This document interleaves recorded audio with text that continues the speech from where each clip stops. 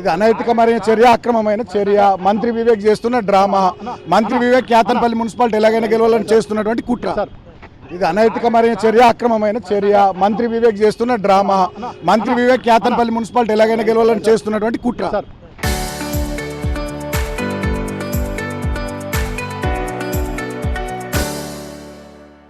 ఇది పరిస్థితి. ఆర్టీవీతో అరెస్ట్ అనంతరం బాల్క సుమన్ మాట్లాడారు. ఇది మనం ప్రస్తుతం జ్యుడిషియరీ సిస్టమ్ వద్ద ఉన్నాం.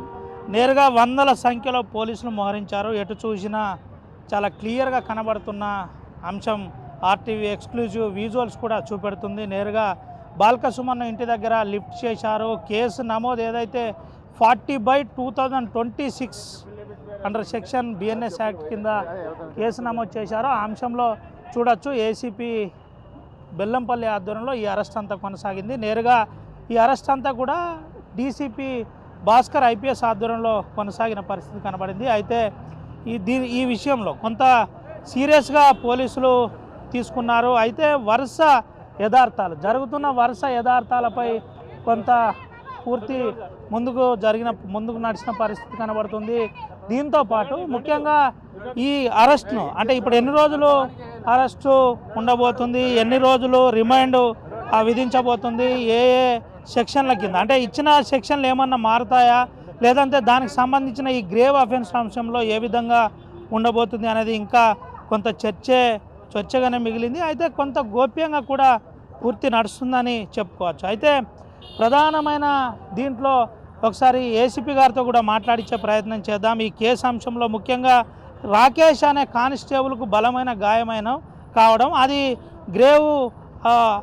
గ్రేవ్గా రావడం, ఇది ప్రధాన అంశంగా చూడవచ్చు. సార్ ఎట్లా చూడవచ్చు సార్ ఏసీపీ గారు? ఇదంతా మీ దగ్గరనే మీ అంశం మీ డివిజన్లోనే జరిగింది కదా అరెస్ట్ మీద ఏమన్నా చెప్పారు? అది కోర్టులో ఏం లేదు, ఇప్పుడు ఏం లేదు. ఏమన్నా అంటే ఈ అఫెన్స్ అంటే 40 క్రైమ్ నెంబర్ మీద ఏం చెప్పబోతుంది? రైట్, ఏసీపీ దీని మీద మాట్లాడడానికి నిరాకరిస్తున్న పరిస్థితి కనబడుతుంది. అయితే చాలా క్లియర్గా ఒక విషయం అయితే చెప్తున్నారు. మనం కోర్టు వద్దనే ఉన్నాం. ఇప్పుడు మెడికల్ చెకప్ అయింది, మెడికల్లో ఫిట్ అని క్లియర్గా ఇచ్చిన తర్వాత ఇది కోర్టుకు తీసుకొచ్చారు. కోర్టుకు తీసుకొచ్చిన అనంతరం ఎన్ని రోజులు రిమాండ్ చేస్తారు, ఆ రిమాండ్ అనంతరం ఇక్కడ నుంచి ఆదిలాబాదు జిల్లా జైలుకు తరలిస్తారు. ఎన్ని రోజులు రిమాండ్ చేస్తారన్నది ఇంకా ఒక క్లారిటీ అయితే రావాల్సి ఉంది. దీనికి గాను మనం చూడొచ్చు బీఆర్ఎస్ కార్యకర్తలను ఎవరినూ కోర్టు దగ్గర రానియకుండా చాలా సీరియస్గా పోలీసులు చూస్తున్న పరిస్థితి కనబడుతుంది. ఎక్కడ ఇబ్బంది కాకుండా అరెస్టు సజావుగా ముందుకు వెళ్ళే విధంగా పోలీసులు సీరియస్ తీసుకున్నారు. చుట్టుపక్కల ఎవరిని రానియట్లేదు. ఇక్కడ నుంచి 100-150 మీటర్ల దూరం పోలీసులు ఎవరిని కూడా లేకుండా చూస్తున్నారు. ఎక్కడిదక్కడ ఇంటెలిజెన్సీ మానిటరింగ్తో పాటు ఇటు పోలీసుల మానిటరింగ్ కూడా చాలా క్లియర్గా జరుగుతుంది. అయితే కోర్టు దగ్గర కాబట్టి ఎక్కడ కూడా ఈ కోర్టు ఆవరణంలో ఎటువంటి అవాంఛనీయ సంఘటనలు జరగకుండా కూడా పోలీసులు జాగ్రత్త తీసుకున్న పరిస్థితి కనబడుతుంది. మొత్తానికి అరెస్టు విజయవంతంగా ముందుకు నడుస్తుందని చెప్పుకోవచ్చు. మనకు మరో 10 నిమిషాల్లో ఎన్ని రోజులు రిమాండ్ ఉంది, ఎక్కడికి తరలించారు, ఏ సెక్షన్ల కింద రిమాండ్ విధించారు, ఒకవేళ పోలీసులు ఈ సెక్షన్ల కింద మళ్ళీ ఏమన్నా విచారణకు తీసుకుంటారా, తీసుకుంటే ఏ ఆధారాలతో తీసుకుంటారు, ఏం చెప్పబోతున్నారు. ఇటు పక్కన బాల్క సుమన్కు సంబంధించిన లీగల్ టీం కూడా ఇటుకి చేరుకుంది. కోర్టు దగ్గర చేరుకున్న లీగల్ టీం ఏ విధంగా వాదన చేయబోతుంది, అసలు నిన్నటి incident Ketanapalli municipal vice chairman అంశం ఏ విధంగా ఉండబోతుంది, రేపు దీని అనంతరం ఏ విధంగా ఉండబోతుంది, అసలు చాలా స్పష్టంగా దీనిపై ఏం క్లారిటీ ఇవ్వబోతున్నారు, రాష్ట్ర నాయకత్వం ఏ విధంగా స్పందిస్తుంది, మంత్రి వివేక్ వెంకటస్వామి ఏ విధంగా స్పందిస్తారు, ఇదంతా వేచి చూడాలి. మొత్తంగా బాల్క సుమన్ను అరెస్ట్ చేశారు, కోర్టుకు తీసుకొచ్చారు. మున్సిపల్ కోర్టులో బాల్క సుమన్ను హాజరుపరిచి ఇక్కడ నుంచి ఆ మున్సిపల్ కోర్టులో ఎన్ని రోజుల రిమాండ్ జడ్జి గారు విధిస్తారు, ఇక్కడ నుంచి ఏడికి తరలిస్తారు, లక్షట్పేట జైలుకు తరలిస్తారా లేదంటే ఆదిలాబాద్ జైలుకు తరలిస్తారా అన్నది వేచి చూడాలి. మొత్తానికి మనం చూడొచ్చు ఎక్కడ కూడా పోలీసులు ఇబ్బంది లేకుండా జాగ్రత్త పడుతున్నారు. అంతా పోలీసు మానిటరింగ్లో జరుగుతున్న పరిస్థితి కనబడుతుంది. బాల్క సుమన్ అరెస్టు చాలా క్లియర్గా నడుస్తున్న పరిస్థితి, ఎక్కడ ఆటంకం లేకుండా బీఆర్ఎస్ వాళ్ళు జిల్లాలో ఏమన్నా ఆందోళన చేయకుండా ఇప్పటికే పోలీసులు అందరూ కూడా ఆందోళన చేసే వారిని అదుపులో తీసుకున్నారు. ఎక్కడ కూడా ఆందోళన జరగకుండా చూస్తున్న పరిస్థితి కనబడుతుంది. మొత్తానికి బాల్క సుమన్ను కోర్టులో హాజరుపరిచారు. ఇప్పుడు కోర్టులో బాల్క సుమన్ తరపున న్యాయవాదులు కూడా వాదిస్తున్న పరిస్థితి. నిన్నటి ఇన్సిడెంట్కు నాకు సంబంధం లేదని బాల్క సుమన్ చేస్తున్న పరిస్థితి కనబడుతుంది. ఆర్టీవీతో కూడా బాల్క సుమన్ మాట్లాడిన పరిస్థితి కనబడుతుంది.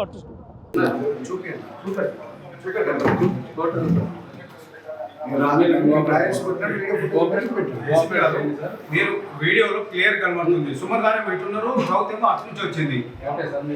కాంగ్రెస్ వాళ్ళు సైడ్ నుంచి రౌత్ వచ్చింది. కాంగ్రెస్ వాళ్ళే రౌతులేసి ఉల్టా మా మీద లాఠీచార్జ్ జరిగింది మా మీద, రౌతులేసింది కాంగ్రెస్ వాళ్ళు, కేసులు మీరు పెట్టింది మా మీద. ఇంత ఏకపక్షంగా పోలీసు మొత్తం వివేకం చెప్తూ చేస్తున్నారు. మీరు మొత్తం మంత్రి గారు నడుస్తున్నారు, మంత్రి గారు రాజ్యం నడుస్తున్నది. మాకు 22 స్థానాల్లో 14 స్థానాలు వచ్చినాయి కేంద్రపల్లి మున్సిపాలిటీలో. మమ్మల్ని ఎందుకు ఈ రకంగా చేస్తూ ఉన్నారు? ఎందుకు ఈ దౌర్జన్యం? ఈ ప్రాంతంలో గతంలో ఎప్పుడు ఇట్లా జరిగిందా? ఇట్లా ఉండేనా? ప్రజాస్వామ్యం లేదా? ఇంత దుర్మార్గం రాష్ట్రంలో ఎక్కడ జరగని రీతిలో ఇవాళ ఇక్కడ ఇంత దుర్మార్గంగా వ్యవహారం చేస్తూ ఉన్నాడు మీ మంత్రి. మరి ఆయనకి ప్రాంత ప్రజలు ఓట్లేసి గెలిపించింది, మా ఇళ్లకు వచ్చి మమ్మల్ని అరెస్టులు చేసి జైల్లో పెట్టేందుక, మా మహిళా కౌన్సిలర్లను దౌర్జన్యం చేస్తేందుక, వాళ్ళ ఇళ్లలో ఆడోళ్ళు లేరా? ఈ రకమైనటువంటి అనైతికమైన చర్యలు ఏందని నాకు అర్థం కాదు. వాళ్ళకి 1000 కోట్లు ఉన్నాయి, వాళ్ళకి ఛానళ్ళు పేపర్లు ఉన్నాయని ఎట్లా పడితే అట్లా చేస్తారా? వాళ్ళ చేతుల అధికారం ఉందని, వాళ్ళ మంత్రులు అని చెప్పి, వాళ్ళ ప్రభుత్వం ఉందని చెప్పి, ప్రభుత్వం వాళ్ళకి శాశ్వతమా? మంత్రి పదవులు వాళ్ళకి శాశ్వతమా? ప్రజాస్వామికంగా ఇచ్చినటువంటి ప్రజా తీర్పును తుంగలో దొక్కడం ఏంది నాకు అర్థం కాదు. 22 వార్డులు 14 వార్డులు మేము గెలిచినాం. గెలిచిన తర్వాత కూడా ఇదేం పద్ధతి? మీరు కాంగ్రెస్ వాళ్ళ మీద ఎందుకు కేసులు పెట్టలేదు చెప్పండి? మా మీద ఎందుకు కేసులు పెట్టి పిటిషన్ ఇవ్వడానికి నేను మా ఊళ్ళో పోతే మీ ఎస్హెచ్ఓ లేడు అని చెప్పి బయటకు పంపించారు. మీరేం చేస్తారండి? మొత్తం ఏకపక్షంగా చేస్తారు. వివేక్ మనుషులు అయిపోయారు మీరు. విశాఖ ఇండస్ట్రీస్ కంపెనీలో పనిచేసే ఎంప్లాయీస్ దగ్గర పనిచేస్తున్నారు మీరు అంతా. జిల్లాధికారి యంత్రాంగం మొత్తం, కలెక్టర్ కుమార్ దీపక్ నుంచి మొదలుకొని మీ ఎస్ఐ రామకృష్ణాపూర్ శ్రీధర్ అని దాకా, మీ ఎంఆర్ఓ కూడా గంతే ఉన్నాడు. ప్రతి ఒక్కరు అంతే ఉన్నారు. గింత అన్యాయం ఉంటుందా? గింత దుర్మార్గం ఉంటుందా? మేము చేసిన తప్పేందని, మేము చేసిన అన్యాయం ఏందని చెప్పండి.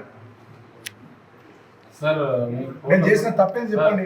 అంటే మేము కేంద్రపల్లి మున్సిపాలిటీ గెలవడమే మేము చేస్తే తప్ప, ప్రజలు మాకు ఓట్లేయడం ప్రజలు చేస్తే తప్ప, ప్రజాస్వామ్యాన్ని ప్రజలు ఇచ్చినటువంటి తీర్పును అపహాస్యం చేస్తారా మంత్రి గారు? ఏ పద్ధతి? ఇందుకోసం ఆయనకు మంత్రి వచ్చింది. ఇంత దుర్మార్గం ఇక్కడ జరుగుతలేదు. పట్టపగల ప్రజాస్వామ్యం హత్య చేయబడుతుంది. ఇలా ప్రజలు వాళ్ళకు ఓట్లేసి ఇక్కడ గెలిపించింది, వెంకటస్వామి కుటుంబానికి ఓట్లేసి గెలిపించింది. ఇక్కడ ప్రజలకు ఏదైనా చేయమని, నిరుద్యోగులకు ఉద్యోగాలు వస్తాయనో, లేకపోతే ఇంత ప్రజలకు ఇంత సాయం అవుతుందని తప్ప ఇట్లా హరాస్మెంట్ చేయడానికి కాదు సార్. మొత్తం తెలుసు కదా, ఇది అక్రమ కేసు. మనల్ని ఎట్లా చేసి జైల్లో పెట్టాలి, జైల్లో పెట్టి వీళ్ళు ఎలక్షన్ చేసుకోవాలి, కాంగ్రెస్ జెండా ఎగరాలి దాని అనేది వీళ్ళ ఏజెండా, మంత్రి ఏజెండా, వివేక్ ఏజెండా. మంత్రి వివేక్ ఏజెండాలో భాగంగా వీళ్ళు పనిచేస్తూ ఉన్నారు. నేను రాజేసి కొట్టినట్టు ఎక్కడ మీద వీడియో ఫుటేజ్ నా మీద ఇట్లా కేసు పెడతారు, నా మీద ఇట్లా కేసు పెడతారని. వాళ్ళు వేసింది కాంగ్రెస్ వాళ్ళు, లాఠీ చార్జ్ చేసింది మీరు, దెబ్బలు తాకినాయి మా వాళ్ళకు, ఉల్టా మా మీద కేసులు పెడుతున్నారు. ఇంత అనైతికం, ఇంత దుర్మార్గం. పట్టపగల ప్రజాస్వామ్యాన్ని పట్టపగల ప్రజాస్వామ్యాన్ని హత్య చేస్తూ ఉన్నారు చెన్నూరు నియోజకవర్గంలో. గతంలో ఎన్నడూ లేరు. ఒక మున్సిపాలిటీ కోసం మంత్రి గారు మొత్తం బర్త్డే ఇచ్చి దీన్ని రావణ కాష్టం చేస్తున్నాడు రామకృష్ణాపురం ఏరియానంతా. ఎన్నడన్నా గతంలో ఇట్లున్నదా? ఇదేం పద్ధతి మాకు అర్థం కాదు. మేము కూడా 10 ఏళ్ళు గవర్నమెంట్లో ఉన్నాం, మేము ఇట్లా అనైతికంగా బిహేవ్ చేసినాం. అయినడన్నా పంచాయతీ ఎన్నికలు కానీ, మున్సిపాలిటీ ఎన్నికలు కానీ, అసెంబ్లీ ఎన్నికలు, పార్లమెంట్ ఎన్నికలు, సింగిల్ విండో ఎన్నికలు, ఏ ఎన్నికలలో మేము ఇట్లున్నామా? ఇదేం పద్ధతి? ఇంత దౌర్జన్యం ఏంది? ఇంత దుర్మార్గం ఏంది? కళ్ళ ముందు కనబడుతున్నాయి కదా సార్. 14 మంది, 22లో 14 మంది ఉంటే మెజార్టీ ఉన్నట్టే కదా. అది మీ ఆఫీసర్లు ఎందుకు ఆలోచన, మీ పోలీస్ ఆఫీసర్లు ఎందుకు ఆలోచన చేస్తారు? అట్లా కాదండి. మీరు కాంగ్రెస్ వాళ్ళు రాళ్ళు వేసారు, కాంగ్రెస్ వాళ్ళ మీద కేసులు పెట్టిర్రా? కాంగ్రెస్ వాళ్ళు మా కార్యకర్తల మీద దాడి చేశారు, కాంగ్రెస్ వాళ్ళ మీద కేసు పెట్టిర్రా? మీరు ఎందుకు ఏకపక్షంగా వ్యవహరిస్తున్నారు పోలీసులు? మీరు చెప్పండి, మీకు బాధ్యత లేదా? మీకు బాధ్యత. మమ్మల్ని ఓనియలే, మా ఎమ్మెల్యే కోలక్ష్మక్కని ఓనియలే, నన్ను ఓనియలే, మంత్రి వివేక్ గారి 5 కార్ల కాన్వాయ్ మీరే దగ్గర వదిలిపెట్టిర్రు. ఇదేం పద్ధతి అండి మీది? రూలు వాళ్ళకి మాకు సమానం ఉండాలి. పంపకపోతే వాళ్ళని పంపదు, మమ్మల్ని పంపద్దు. పంపితే వాళ్ళని పంపాలి, మమ్మల్ని పంపాలి. ఇంత అనైతికం, ఇంత అప్రజాస్వామికం ఇదేంది అసలు? నాకు అర్థం కాదు. ఇంత దుర్మార్గం ఉంటుందా? టీఆర్ఎస్ కార్యకర్తల మీద, బీఆర్ఎస్ కార్యకర్తల మీద ఇవాళ దెబ్బలు తగిలితే పోలీస్ స్టేషన్ పోతే పిటిషన్ తీసుకుంటలేరు మీ పోలీస్ ఆఫీసర్స్. ఎంత అవును. నిన్న మీ ఎస్హెచ్ఓ దగ్గరికి పోయిన రామకృష్ణాపూర్కు మా వాళ్ళు వేరు, సుదర్శన్ గౌడ్, మా నాయకులంతా. మీ ఎస్హెచ్ఓ లోపలనే ఉన్నాడు, బయట కానిస్టేబుల్ అవుతుంది, సార్ లేడు, బయటకు పోయిన పని మీద అని చెప్పించి మా వాళ్ళు నిలగొట్టిరు. దుర్మార్గం అంత అప్రజాస్వామికంగా వ్యవహారం చేస్తూ ఉన్నారు మా నైతిక. Local to global news at your finger tips. మీ చేతిలో ఒక ఆయుధం. Download R TV app. Media legend Ravi Prakash is back.